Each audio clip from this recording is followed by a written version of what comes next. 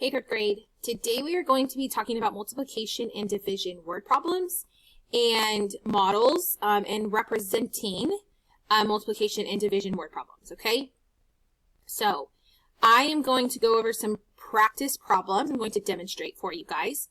And then you guys are going to complete 2 interactive slides. This first interactive slide, you're going to match the array to the equation.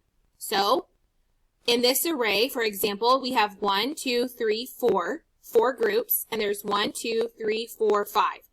5 in each group. So you would decide which one of these matches, and then you would drag it over, and I just gave you the first one, and then you would solve it, okay? So that's what you're going to do there. And then on this one, you're going to be skip counting and line jumping. You are going to determine the multiplication problem based on the number line and how many skips and jumps it does. So this first number line goes 3, then it does 3 more, then it does 3 more, then it does 3 more. And you can tell 1, 2, 3, 1, 2, 3, 1, 2, 3. Okay, it's going in jumps of 3, and it does 1, 2, 3, 4, 5, 6. 6 jumps of 3. So 6 times 3, and then you would show your skip counting. Your skip counting would be 3, 6, 9, 12, 15, 18. Your skip counting goes where the arrow lands. Like that's the first number of your skip counting. So 3, 6, 9, 12, 15, 18. All right? So that's what you guys are doing here. Okay, so it is an expectation that these 2 slides are getting done. It is not okay if you guys are turning these slides in blank. And I'm also going to know if you watch this video because I gave you the first 2 answers. I gave you the answer for this one, and I gave you the answer for this one. It's really important that you guys are watching these videos and you are completing the Google Slides because I know that we have slides that are being turned in incomplete, and that is not okay. That is the same thing as you guys turning in a blank sheet of paper if you were at school in person. So it is an expectation that those interactive slides are being done, okay? Whether you're at school or you are at home learning remotely, that is the expectation. So enough of that. Let me get to this, okay? So we're going to be practicing multiplication and division problems. A neuroscientist is growing cells in 6 different Petri dishes. Each Petri dish has 15 cells in it. Write the expression modeled by the strip diagram and solve for the total number of cells. Well, we're going to solve for the total number of cells, but I also want an expression written. So, I have 6 different Petri dishes, and each Petri dish has 15 cells in it. So my expression is this is Petri 1, Petri 2, Petri 3, Petri 4, Petri 5, Petri 6. So 6 times, because there are 6 different groups, 1, 2, 3, 4, 5, 6, and there's 15 in each group. Okay, now I need to solve this. To solve this, there are lots of different ways, or there are several different ways that you could do to solve this. I'm going to show you 2 of the ways. I'm going to create an array, 1, 2, 3, 4, 5, 6. Those are my 6 rows, and how many are going to be in each row?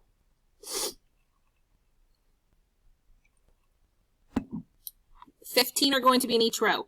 1, 2, 3, 4, 5, 6, 7, 8, 9, 10, 11, 12, 13, 14, 15. Okay, so I went ahead and made my complete array. I didn't want to waste time doing that, so I completed my array. You notice that I've got my rows and my columns, and they're nicely lined up. Okay, so now I'm going to start counting each dot. I know that that's 15, 16, 17, 18, 19, 20, 21, 22, 23, 24, 25, 26, 27, 28, 29, 30, 31, 32, 33, 34, 35, 36, 37, 38, 39, 40, 41, 42, 43, 44, 45.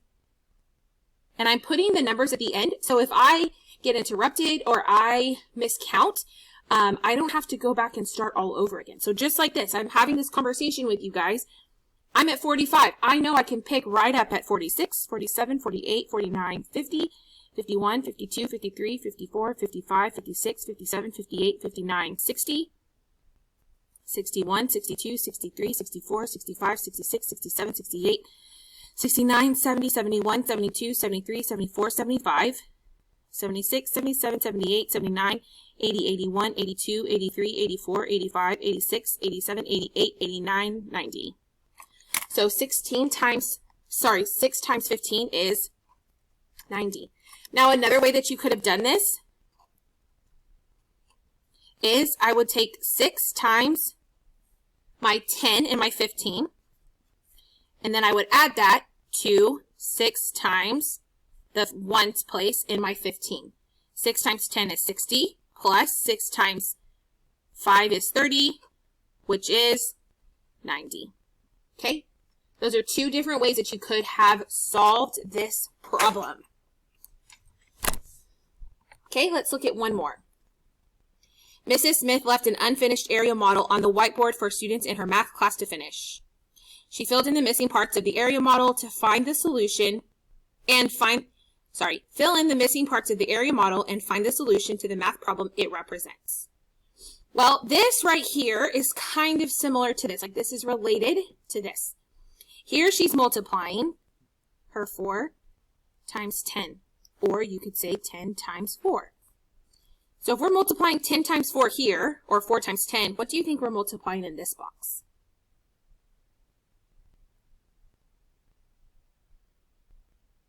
We're multiplying 7 times 4, or 4 times 7. What does 7 times 4 or 4 times 7 equal?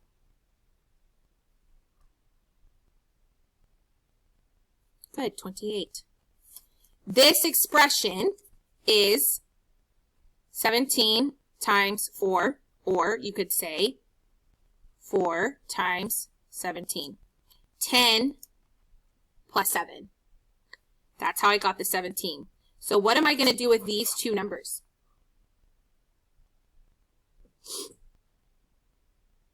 Good, I'm going to add 40 and 28.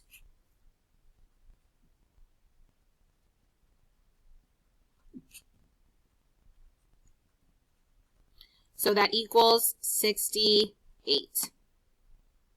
All right, that is just another way to solve 2-digit by 1-digit numbers.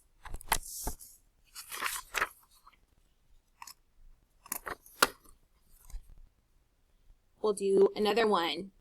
Sam has a total of 49 coins. He wants to put 7 coins in each row. How many rows of coins will Sam have? Using the space below, draw circles to represent a model of what Sam's coins will look like for the picture. He has a total of 49 coins. He wants to put 7 coins in each row. How many rows of coins will Sam have? Well, you are creating an array. 1, 2, 3, 4, 5, 6, 7. There are the 7 coins that he wants in the row, but that's only 1 row and that's only 7 coins. How many total coins do we need? We need 49.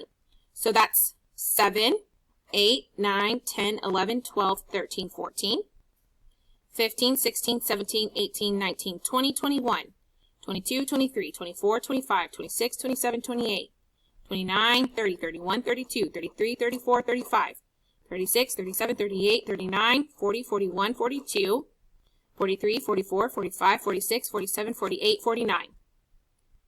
This is 7 in each row. How many rows do we have?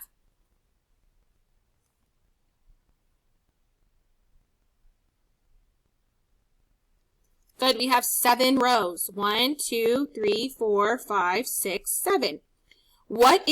Does this array, what multiplication problem or what equation does this array represent?